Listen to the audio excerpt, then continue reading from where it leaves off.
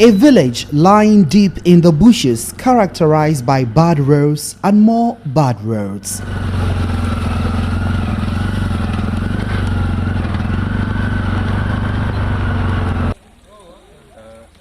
Sakpalua, as rhythmic as the name sounds, excruciating the poverty here. Over 1,000 people call here home, yet the conditions here are nothing to write home about.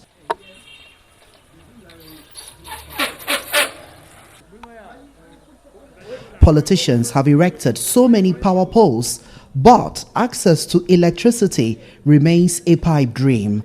Mobile network connectivity is a no-go area. Open defecation is the only means of attending to the call of nature. Yet, this signage tells a different story.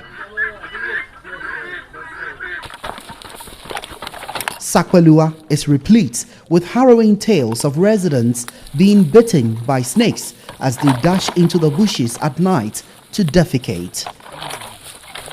Osman Bagaham is a resident and shares a personal experience. Pam, ndamangwana jiang, ndamala lati, nchante damro banjira, kang mahandle chenantinyu, dwakansa ndenyanku. The absence of a toilet is really a nightmare for us. Months ago at about 10 p.m., I was bitten by a snake while defecating in the bush. I almost died. It is a very pathetic situation.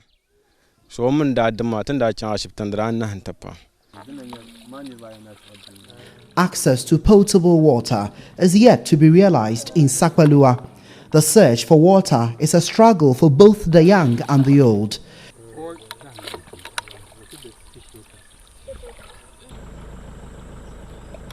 Children especially spend hours in the unforgiving sun to obtain water for their families.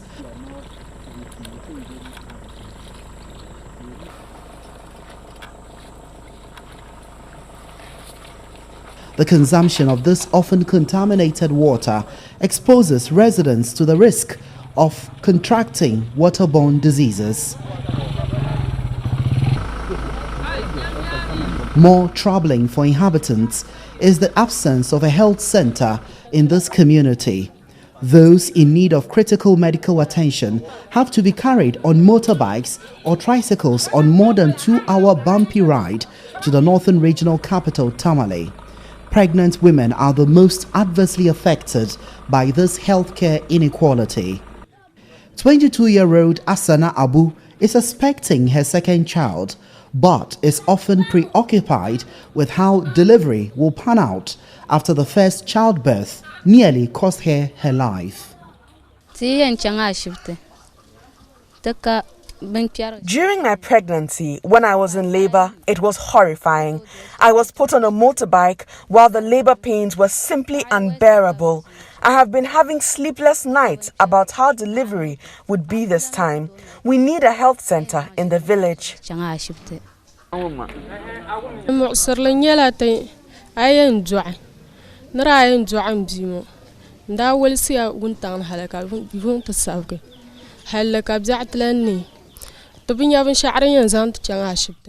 I had terrible experience during labor. It took several hours to get to the closest hospital. Some women have died while going to give birth. It is very frightening.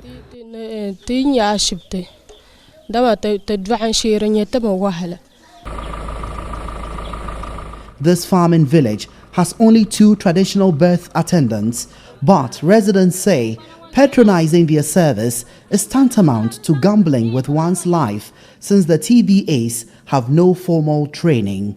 But there is a much bigger problem. The absence of a health center in Sakpalua means brisk business for itinerant quacks who supply drugs to inhabitants without knowing their exact health conditions. Mohammed SULEMAN is one of such quacks. He says he learned the job by observing attendants at pharmacies. I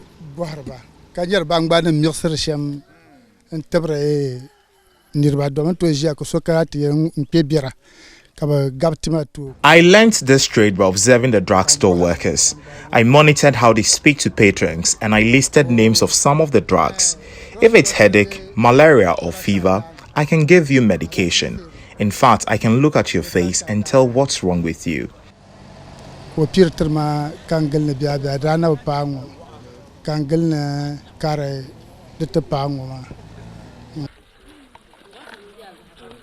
Villagers usually come out in their numbers to buy drugs, with Mohammed SULEMAN carrying out diagnosis for malaria, typhoid, headache and bodily pains in less than a minute. Many of the residents have fallen for his pitch and often sing his praises. He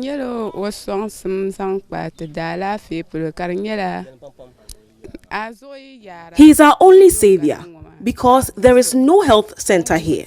Without him, it means we would have to travel for hours to Tamale to buy drugs. He is really helpful.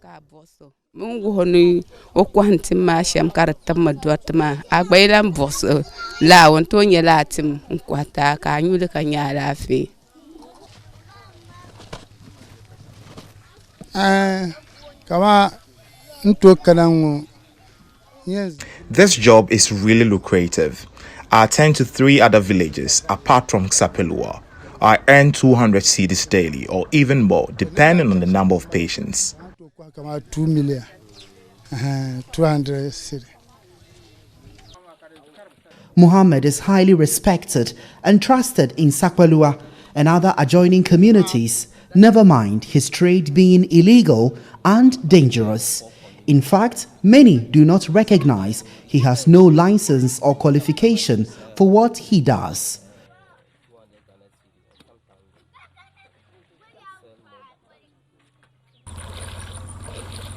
With deplorable roads, far-off health centers and a lack of connection between rural communities and medical institutions, these residents may trek for long hours to a hospital only to find out the medication they need is unavailable or they cannot get to see the doctor. Therefore, quacks like Mohammed will always come in handy despite the risks. If indeed Ghana is serious about leaving no one behind, then Sakpalua is a troubling food for thought. Redwan Karim Dini Osman, GHOne News, Sakpalua, Savannah Region.